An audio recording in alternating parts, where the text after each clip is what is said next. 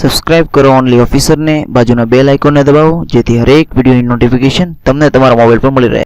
નમસ્કાર દર્શક મિત્રો, હું છું રાહુલ અને તમે જોઈ રહ્યા છો ઓનલી ઓફિસર। મિત્રો આજે વાત કરવાની છે 15 સપ્ટેમ્બરનું જેટલું પણ કરંટ અફેર્સ બને છે તેની વિશે આ વિડીયોની અંદર ચર્ચા કરવાનું છું। તો મેક શ્યોર કે વિડીયો તમે લાસ્ટ તક જોતા રહો અને મારા નવા દર્શક મિત્રોને જણાવો કે તમે હજી સુધી મારી ચેનલને સબસ્ક્રાઇબ ન કરી મિત્રો અત્યારે સબસ્ક્રાઇબ કરી લો અને બાજુના ઘંટી બટન દબાવી દો જેથી સવારના 5 વાગે ડેલી બેઝ પર તમને કરંટ અફેર્સના વિડીયોઝ મળતા રહે। અને વિડીયોની પીડીએફ ફાઇલ નીચે ડિસ્ક્રિપ્શનમાં દીધેલી છે, ડાઉનલોડ કરી લેજો, એકદમ ફ્રી છે, તમારે મને 1 પણ રૂપિયા ચૂકવવાની જરૂર રહેશે નહીં। અને વિડીયોઝ પસંદ આવે તો પ્લીઝ લાઇક જરૂર કરજો, તમારી એક લાઇક કોઈ એક જરૂરિયાતમંદ વ્યક્તિ સુધી આ વિડીયોઝ તેના સુધી પહોંચાડી દેશે તો એની દુઆ પણ તમને મળી રહેશે। તો પ્લીઝ આજનો લાઇકનો ટાર્ગેટ છે 500 લાઇકનો, જલ્દ से લાઇક પૂરી કરી દીજો મિત્રો।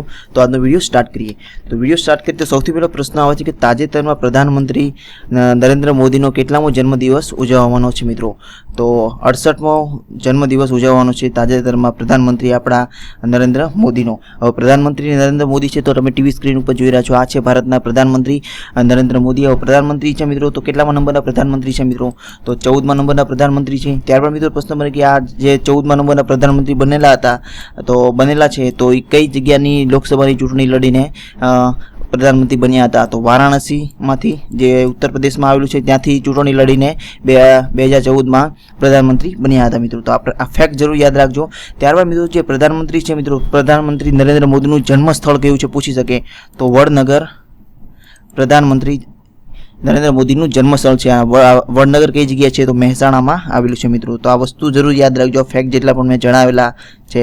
ત્યારબાદ મિત્રો સેકન્ડ પ્રશ્ન આવે છે કે તાજેતરમાં પ્રધાનમંત્રી મોદીની કઈ યોજનાને મંજૂરી આપવામાં આવી છે મિત્રો? તો આન્સર છે આશા। ફરીથી બોલું છું મિત્રો, તાજેતરમાં પ્રધાનમંત્રી મોદીની કઈ યોજનાને મંજૂરી આપવામાં આવી છે? તો આશા એ યોજનાનું નામ છે મિત્રો। હવે આશા છે તો એનું ફૂલ ફોર્મ શું છે મિત્રો? તો તમને ગુજરાતીમાં જણાવી દઉં તો એનું ગુજરાતીમાં ફૂલ ફોર્મ છે અન્નદાતા આવક રક્ષક અભિયાન। ફરીથી બોલું છું મિત્રો, આશા યોજનાનું ફૂલ ફોર્મ છે અન્નદાતા આવક રક્ષક અભિયાન।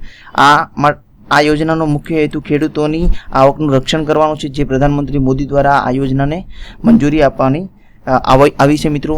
ત્યારબાદ મિત્રો સેકન્ડ પ્રશ્ન આવે છે કે તાજેતરમાં HDFC લાઈફના નવા CEO કોણ બન્યું મિત્રો? મોસ્ટ ઇમ્પોર્ટન્ટ ક્વેશ્ચન બની શકે કોમ્પિટિટિવ એક્ઝામમાં। તો વિભા પડકલર તાજેતરમાં HDFC લાઈફના નવા CEO બન્યા છે મિત્રો। હવે આનો HDFC છે તો તમે ટીવી સ્ક્રીન ઉપર જોઈ રહ્યા છો, આ છે HDFC લાઈફ ઇન્સ્યોરન્સ જેને તાજેતરના CEO બન્યા છે વિભા ભલલકર।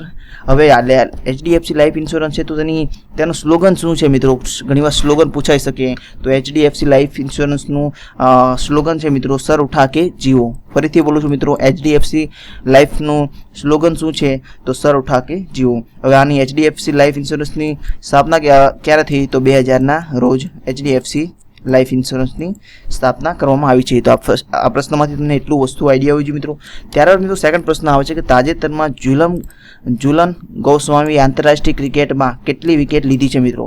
તો 300 વિકેટ લીધેલી છે ઝુલન ગોસ્વામીએ। તો તમે ટીવી સ્ક્રીન ઉપર જોઈ રહ્યા છો, આ છે ભારતની ક્રિકેટની ફાસ્ટ બોલર ઝુલન ગોસ્વામી જેને તાજેતરમાં આંતરરાષ્ટ્રીય ક્રિકેટમાં 300 વિકેટ લીધેલી છે। હવે આ ઝુલન ગોસ્વામી છે તો આ ICC દ્વારા ક્રિકેટ રમાય છે મિત્રો। તો સૌથી પહેલાં ICC શું છે મિત્રો? તો તમે ટીવી સ્ક્રીન ઉપર જોઈ રહ્યા છો, આ છે ICC।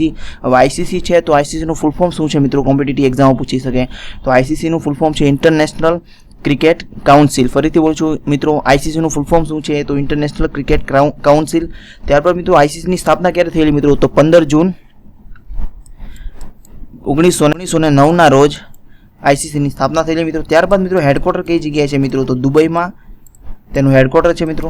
ત્યારબાદ મિત્રો પ્રશ્ન બને કે તેના ચેરમેન કોણ છે મિત્રો? તો શશાંક મનોહર તેના ચેરમેન છે મિત્રો। ત્યારબાદ મિત્રો પ્રશ્ન બને કે CEO કોણ છે એના મિત્રો? તો ડેવિડ રિચર્ડસન તાજેતરમાં ICCના ચેરમેન છે, CEO છે મિત્રો। તો આ પ્રશ્નમાંથી તમને એટલું વસ્તુ આઈડિયા હોવી જોઈએ મિત્રો। ત્યારબાદ મિત્રો સેકન્ડ પ્રશ્ન આવે છે કે તાજેતરમાં ભારતના મુખ્ય ન્યાયાધીશ કોણ બન્યું? મોસ્ટ ઇમ્પોર્ટન્ટ ક્વેશ્ચન બની છે કે કોમ્પિટિટિવ એક્ઝામમાં કોઈ પણ કોમ્પિટિટિવ એક્ઝામની આગામી ટાઈમમાં આવશે તો આ પૂછાશે 100% મિત્રો। ભારતના મુખ્ય ન્યાયાધીશ કોણ બન્યું મિત્રો તાજેતરમાં?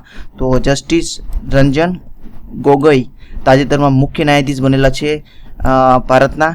હવે આ રંજન ગોસ્વામી બનેલું છે તો કેટલામાં મુખ્ય ન્યાયાધીશ છે મિત્રો? તો 46 નંબરના મુખ્ય ન્યાયાધીશ બનેલા છે। ક્રમ ઘણીવાર પૂછી શકે અથવા તો બંને નામ પણ પૂછી શકે કે કોણ છે તાજેતરમાં। હવે આ રંજન ગોસ્વામી છે તો આની પહેલાં કોણ હતું મિત્રો એવું પણ પૂછી શકે તો દીપક મિશ્રા ભારતના મુખ્ય ન્યાયાધીશ હતા મિત્રો. તો આ પ્રશ્નમાંથી તમને એટલું વસ્તુ આઈડિયા આવ્યું મિત્રો. હવે આ મુખ્ય ન્યાયાધીશ છે મિત્રો, તો તેની ભારતના રાષ્ટ્રપતિ દ્વારા તેને શપથ આપવામાં આવી છે મિત્રો. હવે કઈ અનુચ્છેદમાં છે એ યાદ રાખજો મિત્રો, મોસ્ટ ઇમ્પોર્ટન્ટ ક્વેશ્ચન બની શકે. તો ભારતના રાષ્ટ્રપતિ રામનાથ કોવિંદ દ્વારા તેને શપથ આપવામાં આવી છે. તો તમે ટીવી સ્ક્રીન ઉપર જોઈ રહ્યા છો, આ છે આપણા ભારતના રાષ્ટ્રપતિ. તે કેટલામા નંબરના છે? તો 14મા નંબરના રાષ્ટ્રપતિ છે મિત્રો. તો આ પ્રશ્નમાંથી તમને એટલું વસ્તુ આઈડિયા આવી જોઈએ. અને ત્યારબાદ કેટલામી શપથ અનુચ્છેદ મુજબ આને શપથ આપવામાં આવી છે મિત્રો?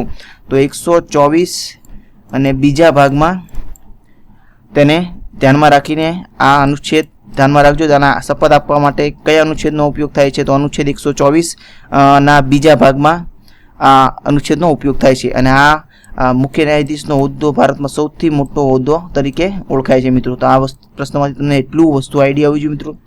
ત્યારબાદ મિત્રો સેકન્ડ પ્રશ્ન આવે છે કે તાજેતરમાં કેન્દ્ર સરકારે કેટલી દવાઓ પર બેન કર્યું છે મિત્રો? મોસ્ટ ઇમ્પોર્ટન્ટ ક્વેશ્ચન બની શકે કોમ્પિટિટિવ એક્ઝામમાં. તો 328 દવા પર તાજેતરમાં કેન્દ્ર સરકારે બેન કરેલું છે. તો FDC જે દવાઓ જેની તારીખ વહી ગઈ હોય, તો તમે ટીવી સ્ક્રીન પર જોઈ રહ્યા છો, આવી દવાઓ પર 328 જેટલી દવાઓ પર કેન્દ્ર સરકાર દ્વારા તાજેતરમાં બેન કરવામાં આવ્યું છે મિત્રો. તો આ પ્રશ્નમાંથી તમને એટલું વસ્તુ આઈડિયા હોવી જોઈએ.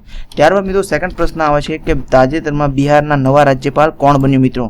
તો લાલજી ટંડન બિહારના નવા રાજ્યપાલ બનેલું છે. મોસ્ટ ઇમ્પોર્ટન્ટ ક્વેશ્ચન બની શકે કોમ્પિટિટિવ એક્ઝામમાં. હવે લાલજી ટંડન બનેલું છે બિહારના. તો બિહાર છે, તો સૌથી પહેલાં આપણે કોમ્પિટિટિવ મેપમાં જોઈએ કે બિહાર કઈ જગ્યાએ છે મિત્રો? તો આ રહ્યું મેપ, આમાં છે બિહાર, આ જગ્યાએ મિત્રો બિહાર છે. તો બિહારની કેપિટલ શું છે મિત્રો? તો પટના તેની કેપિટલ છે મિત્રો. ત્યારબાદ મિત્રો પ્રશ્ન મને કે તેના CM કોણ છે મિત્રો? તો નીતિશ કુમાર તેના CM છે. અને રાજ્યપાલ તો લાલજી ટંડન. તો આ પ્રશ્નમાંથી તમને એટલું વસ્તુ આઈડિયા આવી છે મિત્રો. હવે બિહાર છે, તો બિહાર રિલેટેડ ઘણા બધા ફેક્ટ પૂછાઈ શકે કે બિહાર માટે કઈ કઈ વસ્તુ જાણીતી છે મિત્રો. હવે શૂન્યનું સર્જન કોણે કરેલું મિત્રો? તો આર્યભટ્ટ. તો આર્યભટ્ટ પણ બિહારના હતા મિત્રો. આ યાદ રાખજો મિત્રો, મોસ્ટ ઇમ્પોર્ટન્ટ ક્વેશ્ચન બની શકે છે મિત્રો. ત્યારબાદ મિત્રો મૌર્ય સામ્રાજ્યના સમયમાં બિહારને કયા નામ તરીકે ઓળખાતું હતું? તો મગધ દેશ તરીકે ઓળખાતું હતું મિત્રો. આ યાદ રાખજો. ત્યારબાદ મિત્રો બિહાર ઉપરથી પ્રશ્ન બને કે નાલંદા વિદ્યાપીઠ ક્યાં આવેલી છે મિત્રો? તો બિહારમાં આવેલી છે નાલંદા વિદ્યાપીઠ. મોસ્ટ ઇમ્પોર્ટન્ટ ક્વેશ્ચન છે. ત્યારબાદ મિત્રો પ્રશ્ન મને કે બિહાર છે, તો શીખ સમુદાયના ગુરુ ગોવિંદસિંહનું જન્મસ્થળ પટના છે મિત્રો, બિહારના પટનામાં. તો આ પણ પ્રશ્ન બની શકે કે ગુરુ ગોવિંદસિંહનું જન્મસ્થળ કઈ છે? તો જે પટનામાં છે મિત્રો. ત્યારબાદ મિત્રો મોસ્ટ ઇમ્પોર્ટન્ટ ક્વેશ્ચન બને કે ભારતના પ્રથમ રાષ્ટ્રપતિ જે રાજેન્દ્ર પ્રસાદ છે તેનું જન્મસ્થળ છે બિહાર. તો યાદ રાખજો મિત્રો, જેટલા પણ આ ફેક્ટ જણાવેલા છે બિહાર રિલેટેડ, આમાંથી કોઈ પણ કોમ્પિટિટિવ એક્ઝામમાં પૂછી શકે. તો આ પ્રશ્નમાંથી તમને એટલું વસ્તુ આઈડિયા આવી છે મિત્રો. ત્યારબાદ મિત્રો કાલના વિડીયોના પ્રશ્ન જોઈ લે કે સીધા ચઢાણ કયા સાહિત્યકારની આત્મકથા છે મિત્રો? તો કનૈયાલાલ મુનશીની હતી. ત્યારબાદ મિત્રો પ્રશ્ન હતો કે લેખક કોણ આ પંક્તિનું? તો હિન્દુ ધર્મની બાળપોથીના લેખક કોણ છે મિત્રો? તો આનંદ શંકર ધ્રુવ છે મિત્રો. ત્યારબાદ મિત્રો પ્રશ્ન હતો કે અમૃત નવલકથા કોની છે મિત્રો? તો રઘુવીર ચૌધરીની છે. તો ઘણા બધા સ્ટુડન્ટે આનો સાચો આન્સર આપેલો છે મિત્રો. Thank you so much. આવી રીતના ફીડબેક આપતા રહેજો. અને તમારો કોઈ પણ ડાઉટ્સ હોય તો નીચે કોમેન્ટ બોક્સમાં લખો. 24 કલાકની અંદર રિપ્લાય કરવાની કોશિશ કરી. અને વિડીયોઝ પસંદ આવે તો પ્લીઝ લાઇક જરૂર કરજો મિત્રો. આજનો લાઇકનો ટાર્ગેટ છે 500 લાઇકનો. જલ્દી લાઇક પૂરી કરી દેજો, જેથી કોઈ જરૂરિયાતમંદ સ્ટુડન્ટ સુધી આ વિડીયોઝ પહોંચી જશે. તો એની દુઆ પણ તમને મળી રહેશે. તો પ્લીઝ લાઇક કરવામાં કંજૂસી નહીં કરતા, દિલ ખોલીને લાઇક કરો. અને વધારે વિડીયોઝ તમારે જોતા હોય તો તમે નીચે કોમેન્ટ બોક્સમાં લખી શકો છો. તમારા ટોપિક વાઇઝ તમને exam related videos daily base પર તમને અપલોડ કરીએ. તમને એક્ઝામને ઓર જ્યાદા ઇઝી અને શોર્ટકટ ટ્રીક સાથે હું વિડીયોઝ બનાવતો રહે મિત્રો. તો વિડીયોઝ પસંદ આવે તો પ્લીઝ લાઇક કરવાનું ભૂલશો નહીં. અને મારા નવા દર્શક મિત્રોને જણાવો કે તમે હજી સુધી મારી ચેનલને સબસ્ક્રાઇબ ન કરી મિત્રો, જેથી સબસ્ક્રાઇબ કરી લો. અને જેથી સવારના 5 વાગે ડેલી બેઝ પર વિડીયોઝ તમને તમારા મોબાઈલ પર મળતા રહે. અને બાજુના ઘંટી બટનને દબાવવાનું ભૂલશો નહીં, જેથી મારી જ્યારે પણ વિડીયોઝ અપલોડ કરું ત્યારે તમને નોટિફિકેશન તમારા મોબાઈલ પર મળી રહે મિત્રો. ત્યારબાદ મિત્રો આજના વિડીયોના પ્રશ્નો જોઈ લઈએ કે કયા સાહિત્યકારનું તખલ્લુસ હસ્તો ફિલસૂફ છે મિત્રો? તો પ્રેમાનંદ, અખો, નર્મદ અને પાલણ. ત્યારબાદ મિત્રો સેકન્ડ પ્રશ્ન છે કે અંધેરી નગરીની કોની કૃતિ છે મિત્રો? તો આનંદ શંકર ધ્રુવ, દલપતરામ, વિનોદ ભટ્ટ અને કાકા કાલેલકર. ત્યારબાદ મિત્રો સેકન્ડ પ્રશ્ન છે કે અમદાવાદ એટલે અમદાવાદ એ કોની કૃતિ છે? તો તો પ્રેમાનંદ, વિનોદ ભટ્ટ, નર્મદ અને નરસિંહ મહેતા. તો આ ત્રણેય ક્વેશ્ચનનો આન્સર તમે નીચે કોમેન્ટ બોક્સમાં લખો. 24 કલાકની અંદર રિપ્લાય આપીને કોશિશ કરી. અને વિડીયોઝ પસંદ આવે તો પ્લીઝ લાઇક કરવાનું ભૂલશો નહીં મિત્રો. આજનો લાઇકનો ટાર્ગેટ છે 500 લાઇકનો ચલશે. લાઇક પૂરી કરી દીધો જેથી મને પણ વધારે મોટિવેશન મળે અને તમારી માટે નોન સ્ટોપ ડેલી બેઝ પર આવો વિડીયોઝ લાવતો રહો મિત્રો. અને વિડીયોઝ પસંદ આવે તો લાઇક કરજો. અને હજી નવા દર્શક મિત્રોને જણાવું કે તમે હજી સુધી મારી ચેનલને સબસ્ક્રાઇબ ન કરી મિત્રો તો અત્યારે સબસ્ક્રાઇબ કરી લો જેથી સવારના 5 વાગે ડેલી બેઝ પર વિડીયોઝ તમારા મોબાઈલ પર નોટિફિકેશન તમને મળતી રહે. અને બાજુના ઘંટી બટન દબાવવાનું ભૂલશો નહીં જેથી જ્યારે પણ નવો વિડીયોઝ અપલોડ કરું ત્યારે તમારા મોબાઈલની ઘંટી વાગી જાય. તમારો કિંમતી સમય આપીને મારો વિડીયો જોવા માટે ધન્યવાદ મિત્રો. હું આશા રાખું તમારો દિવસ આજનો ખૂબ જ સરસ જાય મિત્રો. Thanks for the watching the video. Subscribe કરો ઓનલી ઓફિસરને, બાજુના બેલ આઇકોનને દબાવો જેથી હરેક વિડીયોની નોટિફિકેશન તમને તમારા મોબાઈલ પર મળી રહે.